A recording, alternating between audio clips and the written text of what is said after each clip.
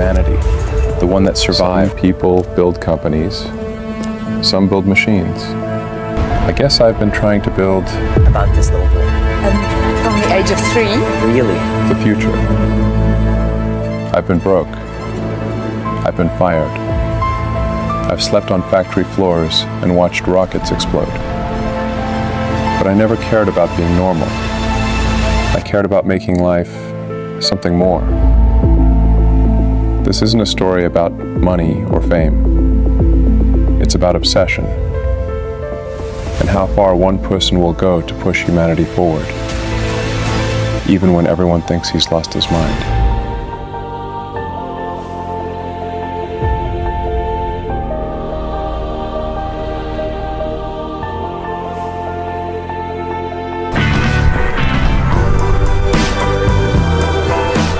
I was born in Pretoria, South Africa, 1971.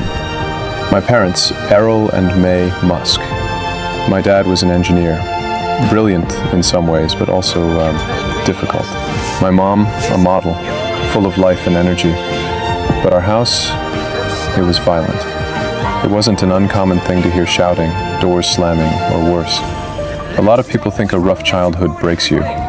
Maybe it does, or maybe it forges you. That's what it did for me. I didn't know it at the time, but it was a sort of early test, and I've always liked a challenge. I remember trying to understand why people acted the way they did, why my father could be brilliant but also cruel. I asked questions no one answered, and my mother, she tried. She really did.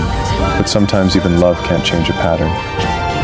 I started thinking a lot more than other kids, and I realized if I could figure out the world myself, maybe I wouldn't have to be part of it the way it was.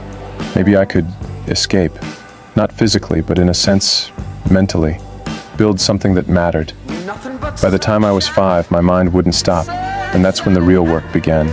Not school, not friends, not the adults around me, but understanding how to make things happen. Ideas everywhere, exploding, never stopping. That's when I knew I wasn't like other kids.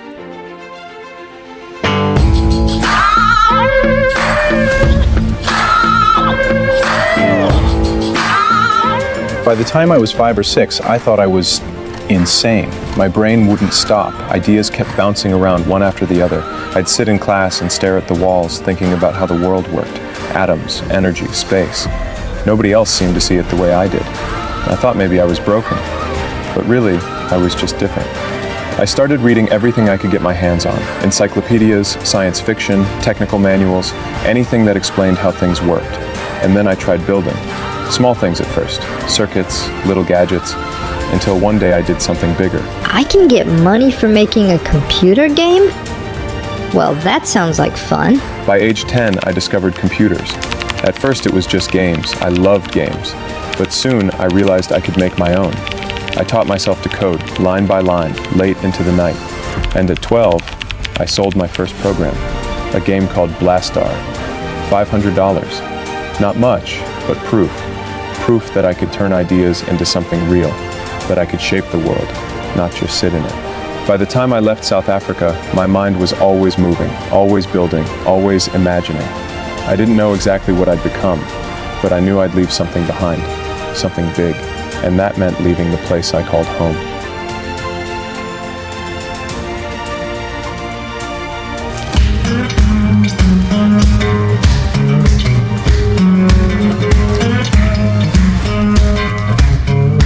South Africa didn't feel like the place where the future would happen. I loved my family in some ways, but the world outside, it was small, limited, confined. I wanted to go where ideas could grow, where technology, ambition, and risk weren't punished, but rewarded. I left home at 17, alone. No safety net, no plan beyond learning and building. I wanted to understand how the universe worked, and how the economy worked, so I could make things happen. Physics and economics became my weapons. I studied at Queen's University in Canada first, then transferred to the University of Pennsylvania. Dual degrees, physics and economics. Some people said I was crazy trying to do both, but I didn't care. Understanding the universe and understanding money, that combination would become critical later. If you know the rules of the world and the rules of energy, you can shape the future. Leaving home wasn't just about escape, it was preparation. Every challenge, every lonely flight, every sleepless night, I was building something inside me. Resilience, persistence, a mind that wouldn't quit. And then, in 1995, with a computer, a car, and $2,000, I arrived in Silicon Valley. That's when the real test began. The world I'd imagined, the one I wanted, it wasn't going to give itself to me. I had to take it.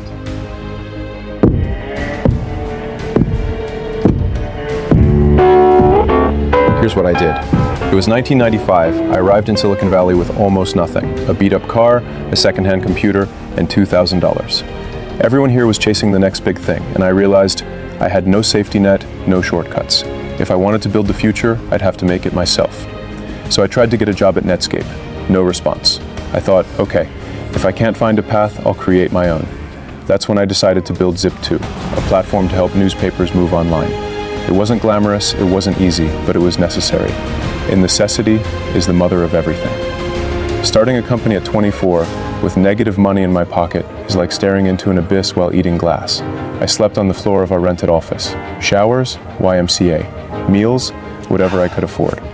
Every day was a test. Every day the possibility of failure was real. We started small, just me, my brother, a friend, and a handful of salespeople working on commission. We went to every newspaper in town, showing them the future of media online. Most ignored us, some laughed, but a few saw the potential. Zip2 grew slowly, then suddenly. We landed deals with bigger newspapers, including the New York Times. Then Compaq came knocking.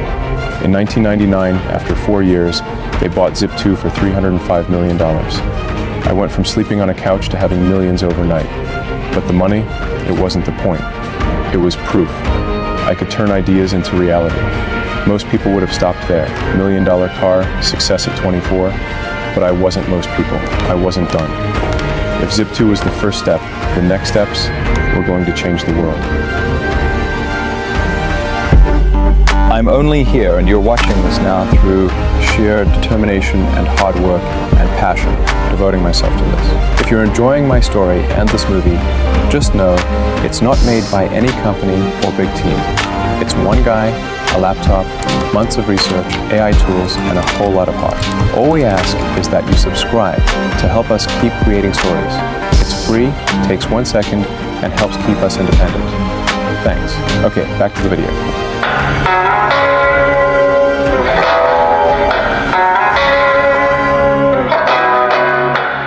After Zip2, I had money for the first time. Enough to feel like the world was mine, and enough to crash into it, literally. I bought a McLaren F1. It was beautiful, powerful, and terrifying. I crashed it within a year. Lesson learned, speed without control is just chaos. But beyond the cars, it was the feeling of accomplishment that stayed with me. Zip2 proved that ideas could become reality, that I could create value from nothing. It was intoxicating. But it wasn't enough. I wanted more, something bigger, something that could change the world, not just make headlines. That's when I started thinking about online banking. People were still mailing checks, writing cash orders, dealing with fees and delays. I thought, this can be better, way better. The future isn't just in code or cars or rockets. It's in changing how people live, how people interact with money, with information, with the world. In 1999, I founded X.com, an online bank. People laughed. They said, this will never work. But I didn't care. The rules weren't set yet. We were building the future, and the future doesn't wait for permission. X.com would eventually become PayPal, but the road wasn't smooth. I was fired as CEO while on my honeymoon, a painful blow. Most people would have quit. Most people would have stayed quiet, but not me. I saw the bigger picture. The company would survive, and I would survive, and eventually, we would all win. Losing control of X.com didn't stop me. If anything, it lit a fire, because winning isn't about never failing, it's about bouncing back, bigger, faster, smarter, and the next chapter would change everything. All my my life I've barely spoken. Your words have been so broken. I've been under your hypnosis. Why did I sip that potion? In 2002, eBay bought PayPal for $1.5 billion. I walked away with $165 million. For most people, that's a life-changing fortune. For me, it was just the beginning. Because I didn't want comfort, I wanted impact. I wanted to do something that could redefine humanity itself. People thought I'd disappear to some beach somewhere, that I'd sip cocktails and play video games. But I wasn't built for leisure. I was built for the impossible. I wanted to go where no one dared, literally to the sky and beyond. I founded SpaceX with a single goal: make life multiplanetary. Everyone thought it was insane. Friends, family, investors, they all said the odds were impossible. But history favors the stubborn. The first 3 rockets failed, exploded, burned, turned into nothing. Each failure cost millions and a bit of hope. Our team was exhausted, everyone doubting. I had one last chance, one rocket, one shot. If it failed, SpaceX would end. Then came the 4th launch, Falcon 1. We made orbit. I cried, not just for me or the team, for humanity. That little rocket proved that we could defy the impossible. SpaceX succeeded, but the mission was just beginning. The world's problems weren't just in the sky, they were on the ground. And the next battle, making Earth sustainable, would demand just as much courage, vision, and stubbornness.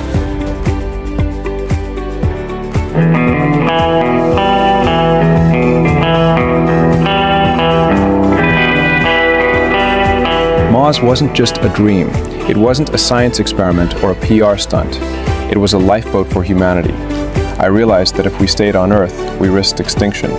War, climate, accidents, technology gone wrong. SpaceX exists so that consciousness survives, so that life continues. The early days were brutal.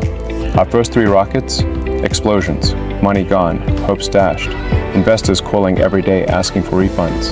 The 4th launch, that was do or die. If it failed, SpaceX was finished. When that 4th rocket lifted off and reached orbit, it wasn't just a technical victory. It was survival. It was proof that audacity, sacrifice, and relentless iteration could beat the odds. After that, everything changed. Investors came back. Talented people joined. We could dream bigger.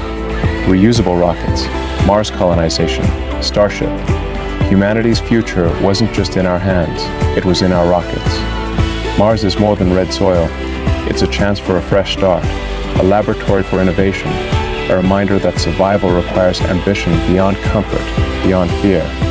Because the universe doesn't wait for the cautious, it waits for the bold. And if you want to leave a mark, you have to reach for a planet that's never been touched.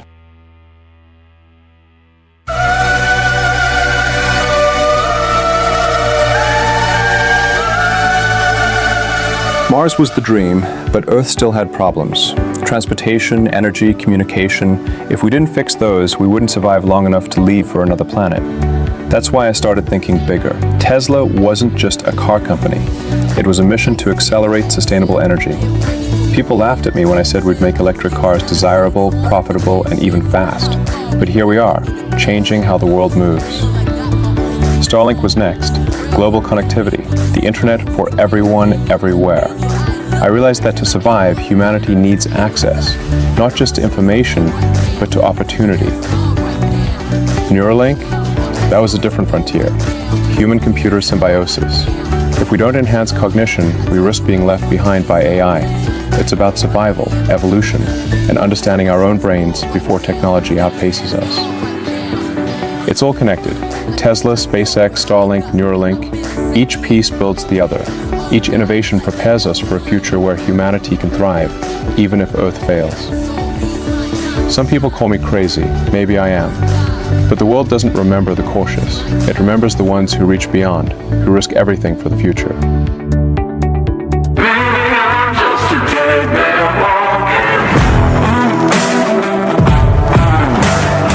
People call me crazy. They say my ideas are impossible. Maybe they're right. But the people who shape the future, they always seem crazy at first. I didn't do this for fame. I didn't do it for money. I did it because someone had to. Someone had to take the risks, push the boundaries, and build the tools for tomorrow. SpaceX isn't just rockets. It's insurance for humanity. Tesla isn't just cars. It's the future of energy. Starlink isn't just satellites. It's connection, freedom, survival. Neuralink isn't just science. It's evolution. I've faced failures, bankruptcy, public scrutiny, personal sacrifices, sleepless nights, relationships strained, criticism from every direction.